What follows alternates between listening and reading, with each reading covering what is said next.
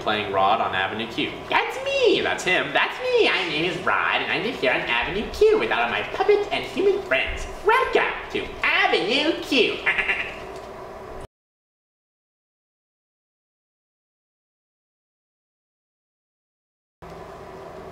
I remember my feeling of the first rehearsal day very, very clearly.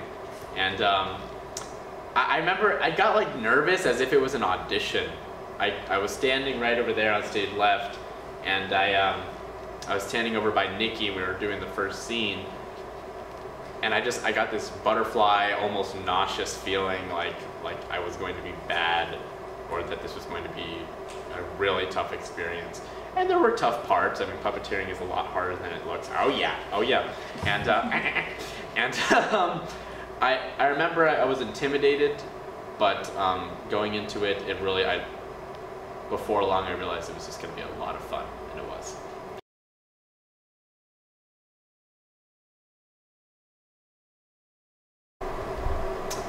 My favorite scene in the show, we've talked about this, haven't we? Oh yeah, I know my favorite scene. Okay, well, I'm gonna say it, and then you're gonna say it at the same time. I don't think we can do that. Oh, sure we can. Okay, watch this. 1, 2, 3. The opening scene! Okay, that was god-awful. We shouldn't have done that. I know we shouldn't have done that. I said that. Okay. Well, yes, the opening scene, I'll take this if you want. Yeah, go ahead. The opening scene of the show is really my favorite, and it's because it's really when you get to meet all of us, one by one. You know, Brian comes out, and then it's Kate Munster, and then after a while, me and my buddy Nikki come out. And everyone sings about why their life sucks, and it's just a great way to introduce every character one at a time in a colorful and really open, bright way. It's funny. I mean, it's just really great. It feels great. It sets the mood of the show and all the rules, so we can say the F word and shit, and it's just great. I love it. I love the first scene. Me too.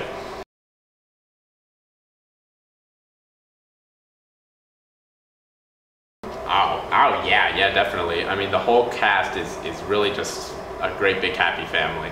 That's what really makes me enjoy community theater the most, is every show that I've done in town outside of school has been like the best experience. Especially this is like my #1 show of all time so far, because everyone just looks out for one another, gives each other props, compliments, and really there was an era when usually a cast goes through some tough times, like people's feelings get hurt or whatever. There's always that, like right before opening when the tensions rise, and even during that period nothing really happened. Everyone was just always so warm to each other and inviting.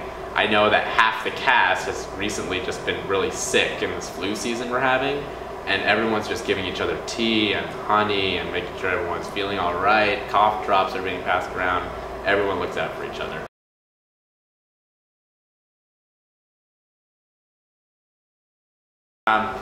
Well, I mean, go through a whole day of school, or because I'm a senior at Douglas Anderson right now, so I'm still in high school. So going through a whole day of that, or a whole day of whatever other stuff is going on in life, and then at the end of the day, coming home to Avenue Q, as we say, kind of just gives me a great opportunity to get into some good spirits, let out some stress and relief in my performing.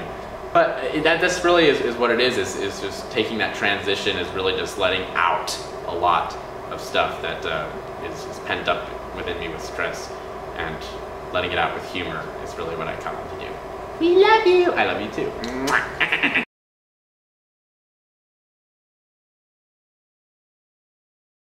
Freaking hilarious! Really, it is. I mean, it's just, come on, everyone's gotta be, they say the truth is ugly. And really, we just make it freaking hilarious. And so, we really have had people walk out every single night. And, well, no, that's a lie. Not every single night. But we have had people walk out on several occasions. And we're just like, okay, try to, cheer you up. And, loosen up a bit. That's really what the show does, is loosen people up. And, let them face what we really need to be facing. And it's always just so relatable for so many years. So, I mean, it's good to tell people what they need to hear.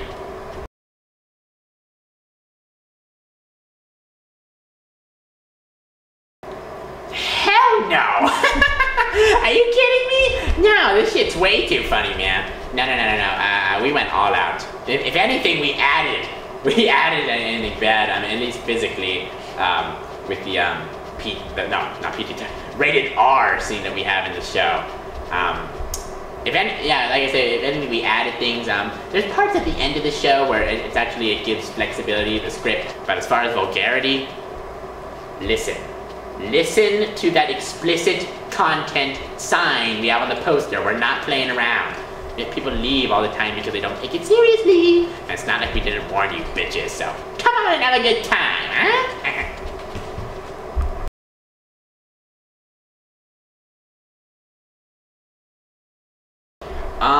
Not so much. Well, yes, in this, like, as full of a production as this, yeah, but I had a friend a couple years back who is now graduated, he's off to college, but he put on what we do at Douglas Anderson. We call them comedy routines, and he has this knack for making puppets. He made a puppet of like two of our infamous theater teachers in the department we have at school, and he put on a whole kind of Sesame Street-esque sort of show he called Black Box Boulevard. And he had me help him out with that, and writing it and coming up with ideas and using background sock puppets for the show. And during that time, when I was even helping him construct some of the puppets, he helped me and taught me a few of can I demonstrate? Of course you can. Some of the things that, simple things of looking down with the hand and making sure that eye contact is always happening between the people and the puppets, and talking all the time, so it's not always just like a flapping like this. That doesn't really look realistic. But if you make the sound come from behind, then you can see that there's a jutting forward and a looking down so that I can look you in the eyes. So I mean, little idiosyncrasies like that, and showing little interest, making sure he always has a little smile. Tyler helped me out with that, so it wasn't too hard of a transition.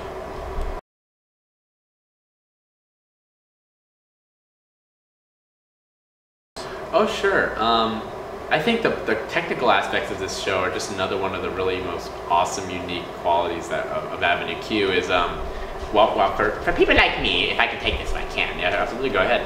Well, for us, we don't really have costume changes. K-Monster kind of has a few of those, but really what we have are body changes. They actually take off our heads like freaking cannibals, and they put us on with Velcro on other bodies. So I have this suave and very awesomely attired wardrobe that you see before you, and I also have a body for my pajamas. And there's other characters like Princeton and Lucy the Slut, who have robes and other attires, daytime clothes, showtime clothes, etc., etc., etc. And so that's how we do the costumes. For some of us, because, well, like me, I'm a rod puppet, and Nikki and Chucky Monster are freehand puppets, so they can kind of just carry things like a normal actor would.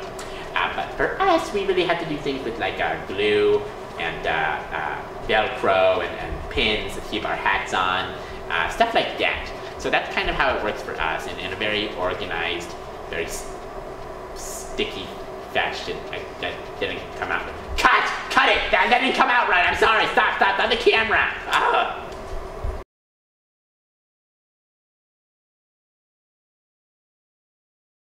I was always just thought I couldn't sing and I couldn't dance because friends of mine or anyone would just put me down anytime I wanted to sing. Because who doesn't love to sing? I mean, it's what makes us feel great whenever we need to. And whenever I did, people said, Pablo, stop. Stop singing. Hey, sorry. And that always discouraged me. Then I auditioned, I got into Urinetown, and the first vocal rehearsal, they put me with the basses. And so I started singing with the basses, and as soon as I did that, people looked back at me and were really surprised, and pretty much from that moment forward, my confidence started going up and up and up and up and up. And Avenue Q really helps, is my second musical ever, and really speaks to me because I've been doing funny voices and eccentric things like that with my voice since at least 2006, being an amateur voiceover artist and doing little odd jobs here and there. So really with songs like mine, which are really talk singy, like My Girlfriend Who Lives in Canada and Fantasies Come True, all these kind of things where really it doesn't have to sound beautiful like Les Mis or some shit. it can sound funny, it can sound bad, it can sound obnoxious, but everyone comes to see the characters, which is what he specializes in, really, yeah.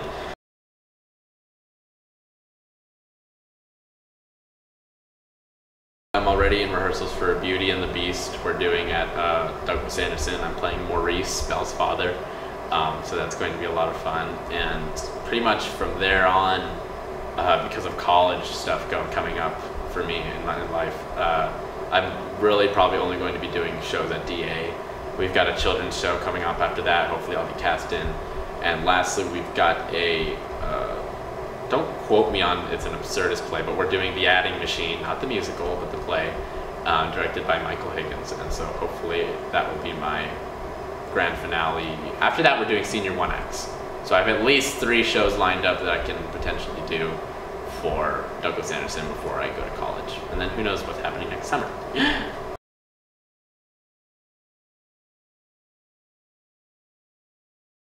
Yes, absolutely. I mean, this is all I can do. The best quote I've ever heard is, if you can do anything other than theater, do it, because it's such a struggle, such a tough, dog-eat-dog kind of really struggling life to live, life of an actor. But really, I've never found anything else that has stuck with me so fervently and has been working for me so well, something I've loved to do so much. I can't do anything else.